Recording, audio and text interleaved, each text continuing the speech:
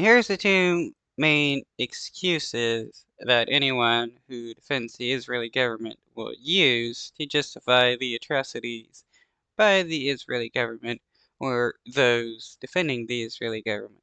It's Israel has the right to defend itself, even if that means the Israeli government is killing starving people trying to get aid, or shooting babies or kids or anything like that.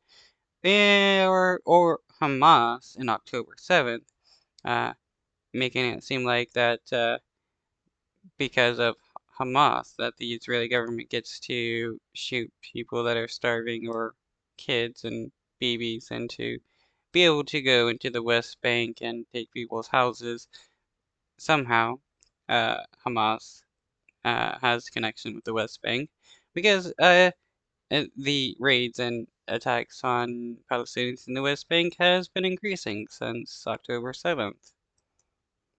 The president and the vice president, and you, for that matter, have both said that the situation with getting aid into Gaza is too difficult. The vice president said that Israel needs to allow more aid in. No excuses. What is preventing the president from communicating to the Israeli government that if they don't allow aid, we will not continue supplying weapons? Why is that not a fair trade? No aid, no bombs. Because the president still believes that it's important for Israel to have what it needs to defend itself against a still viable Hamas threat. Maybe some people have forgotten what happened on the 7th of October, but President Biden has not. I mean, it's hard to forget October 7th when every single defender of the Israeli government screams October 7th, when it's like the Israeli government, killing people trying to get aid from a food convoy, or when it's the Israeli government airstriking residential homes and killing babies, or the Israeli government pretending to be civilians and going into hospitals and shooting people. Somehow, October 7th justifies every single war crime that the Israeli government commits. It's just pretty wild, to be honest, how many people will defend the Israeli government no matter what war crimes they commit.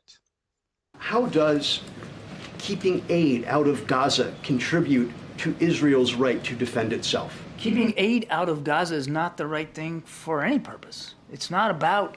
It's just not acceptable on the face of it, as I told Selena, and that's why we're. Yeah, you still defend the Israeli government when they denied aid to innocent Palestinians.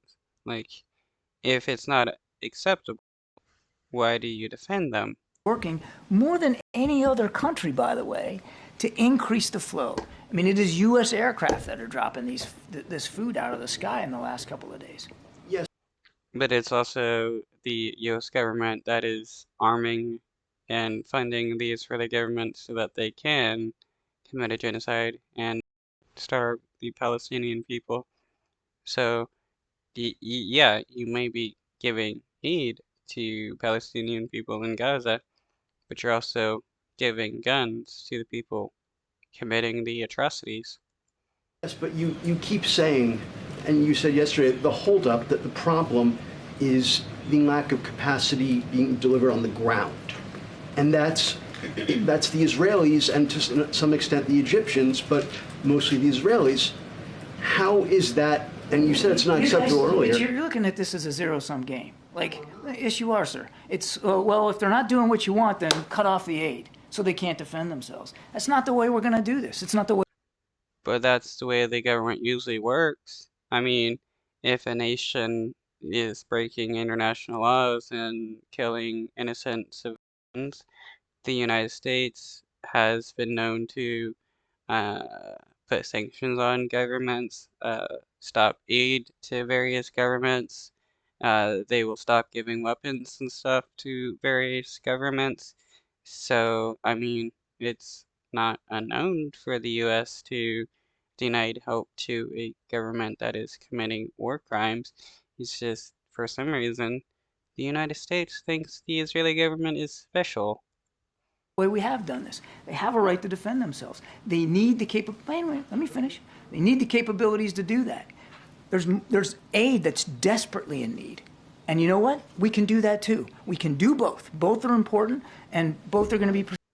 Yeah, we can do both. We can give the Israeli government, the weapons and funds to kill and starve Palestinians, and then we can also give Palestinians food so that they starve uh, a little bit less compared to if we weren't giving them food. It doesn't make any sense how you're going to give the oppressors the ability to oppress people and then give the oppressed a little bit of food so they don't starve as soon as they would have without any help. Uh, this is just the Biden administration trying to pretend that they aren't uh, helping the Israeli government kill Palestinians. Pursued by this administration. I know you don't approve of necessarily the policy choices that we've made, but I have no opinion on the but- policies. I'm just asking questions. sir. but and I'm answering them. We can do both. We can influence our Israeli counterparts to do more, to be more careful, to let more aid in, and we can continue to work to get that aid in ourselves. One more follow-up then. Israel, according to Israeli media, the Israeli Defense Forces and industrial base are ramping up or preparing to ramp up domestic production of weapons that are currently U.S. supplied, including dumb bombs, firearms, that sort of thing, to be commenced next year, 2025.